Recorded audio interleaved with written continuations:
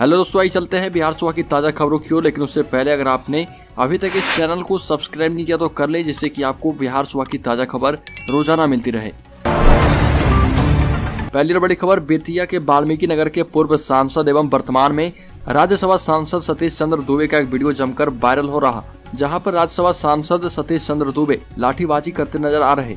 राज्यसभा सांसद सतीश चंद्र दुबे अपने पैतृक गांव बेतिया जिले के हरसरी में महावीरी झंडा मेला में आए थे, जहां वह अपने आप को रोक नहीं पाए और हाथों में लाठी लेकर लाठीबाजी शुरू कर दी, जिसका वहां पर मौजूद किसी व्यक्ति के द्वारा वीडियो बनाकर सोशल मीडिया पर वायरल किया गया। आपको बता दें कि राज्यसभा सांसद सतीश चंद्र दुबे हमेशा ही अपने गांव में बड़े से बड़े और छोटे से छोटे पर्व में आते हैं, अपने गांव में हर एक सांस्कृतिक कार्य में रुचि दिखाते हैं। फिलहाल सतीश चंद्र दुबे का ये वीडियो जमकर वायरल है। अगली खबर, मोतिहारी में सीएसपी में घुसकर 5 लाख रुपए की लूट, फायरिंग करते हुए भागे बदमाश। मोतिहारी में सीएसपी में घुसकर बदमाशों ने 5 लाख रुपए की लूट को अंजाम दिया। बदमाश 2 बाइक पर सवार होकर आए थे और लूट के बाद फायरिंग करते हुए भाग निकले। घटना कोटवा थाना क्षेत्र के गढ़वा खजूरिया के पास हुई है। वारदात सेंट्रल बैंक के सीएसपी की है और घटना की सूचना के बाद पुलिस मामले की जांच में जुटी है।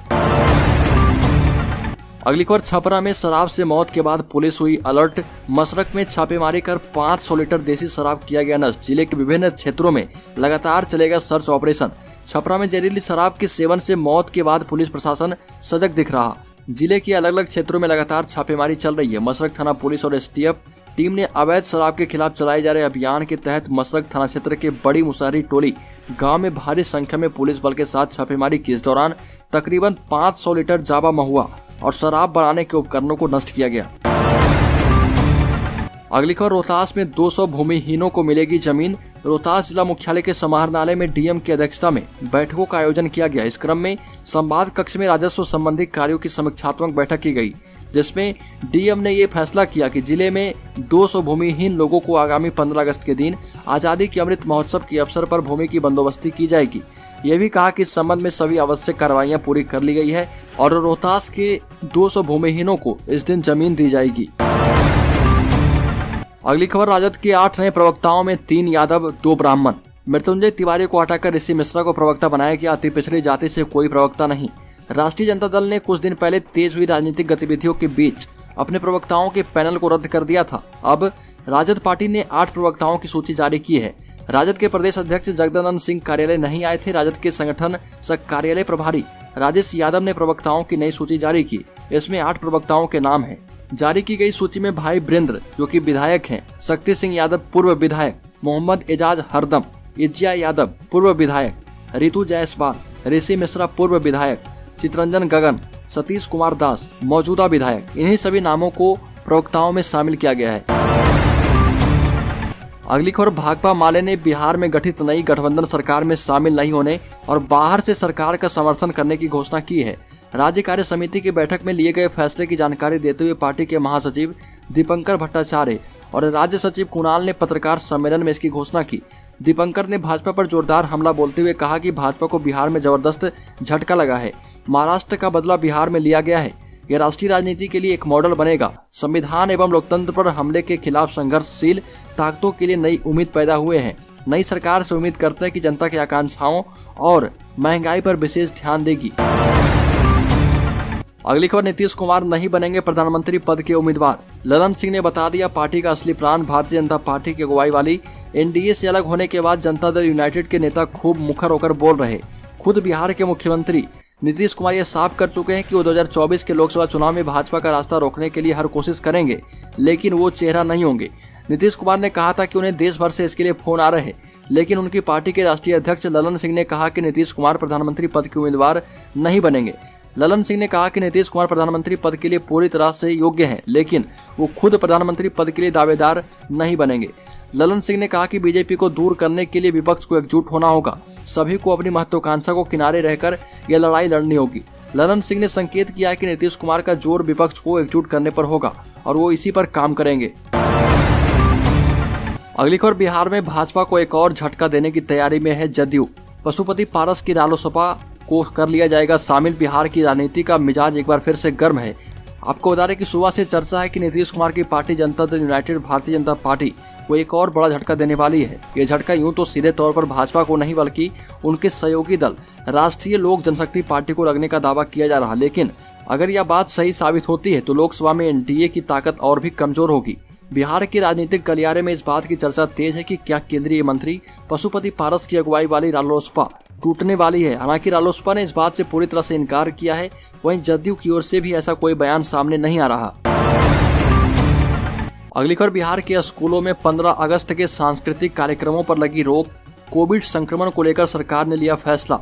आजादी के अमृत महोत्सव पर बिहार के स्कूलों में सांस्कृतिक कार्यक्रम नहीं होंगे और इसका आदेश राज्य सरकार के द्वारा जारी कर दिया गया है। सरकार के द्वारा यह फैसला कोरोना संक्रमण के बढ़ते मामलों को देखते हुए लिया गया। इसके लिए राज्य के सभी जिलाधिकारियों को 12 अगस्त को पत्र जारी कर दिया गया था। हालांकि इससे पहले राज्य में स्कूलों को सुरक्षा के साथ सांस्कृतिक कार्यक्रम करने की इजाजत दी गई थी। हालांकि इस बीच में 10 अगस्त को सरकार बदल गई। ऐसे में सरकार ने अपना पहले दिया आदेश बदल दिया।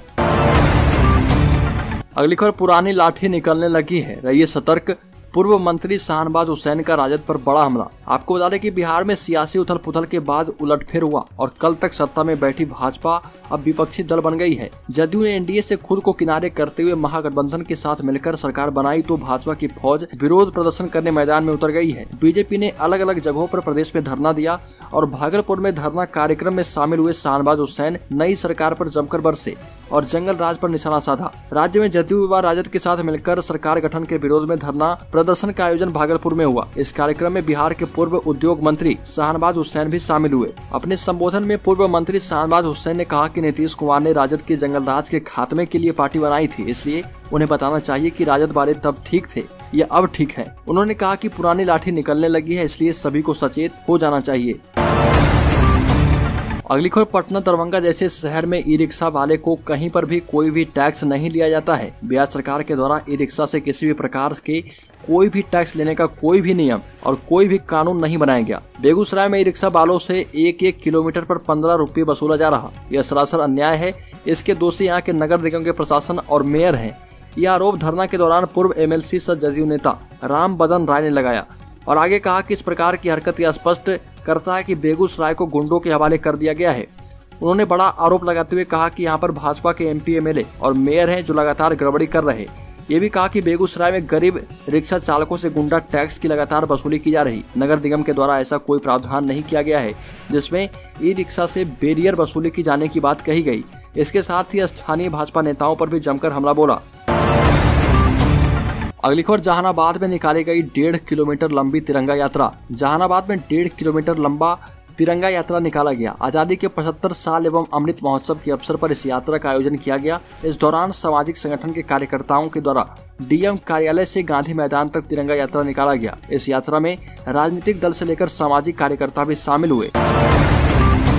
अगली खबर, नालंदा जिले का हिरण्य पर्वत इलाका हुआ अनसेफ जोन। तलहटी में फिर से मिला सड़ा गला शव। 2 दिन पहले भी मिली थी युवक की लाश। आपको बता दें कि नालंदा जिला अंतर्गत सोसराय थाना क्षेत्र के हिरण्य पर्वत की तलहटी में सड़ी गली अवस्था में शव मिलने से इलाके में सनसनी फैल गई है। जब लोग हिरण्य पर्वत के दूसरे छोर पर गए तो पहाड़ की तलहटी से बदबू आ रही थी, जिसके बाद उस ओर झाँक कर देखा गया तो कीड़ा लगा एक शव पड़ा हुआ था, जिसके बाद इसकी सूचना स्थानीय थाना पुलिस को दी गई। हालांकि अभी तक शव की पहचान नहीं हो सकी है। स्थानीय लोगों ने बताया कि शव देखने से प्रतीत होता है कि 6 से 7 दिन पूर्व ही उसकी मौत हो चुकी है, जिसमें अब कीड़ा लग चुका है। वहीं शव के पास ही शराब की एक बोतल भी मिली। जिस जगह पर शव मिला है वहां तक जाने का रास्ता भी नहीं है। अगली खबर, बक्सर के ब्रह्मपुर बीडीओ पर 54 लाख गबन का आरोप। 25 योजनाओं का कार्य बीडीओ ने दिया चहेते एजेंसी को, बिना कार्य किए ही निकाला राशि। ब्रह्मपुर प्रखंड के बीडीओ आशीष कुमार मिश्रा का नाम भ्रष्टाचार में सामने आने के बाद जिले में चर्चाओं का बाजार गर्म है। लोगों का कहना है कि देश में भ्रष्ट अफसरों और मंत्रियों की तादाद दिन पर दिन बढ़ती जा रही है, जिसमें आम जनता को पसीना छूटता है। ब्रह्मपुर बीडीओ आशीष मिश्रा सहित आधा दर्जन लोगों पर 54 लाख रुपए के गबन मामले में मोतिहारी डीएम कपिल अशोक ने एफआईआर दर्ज करने का आदेश दिया है।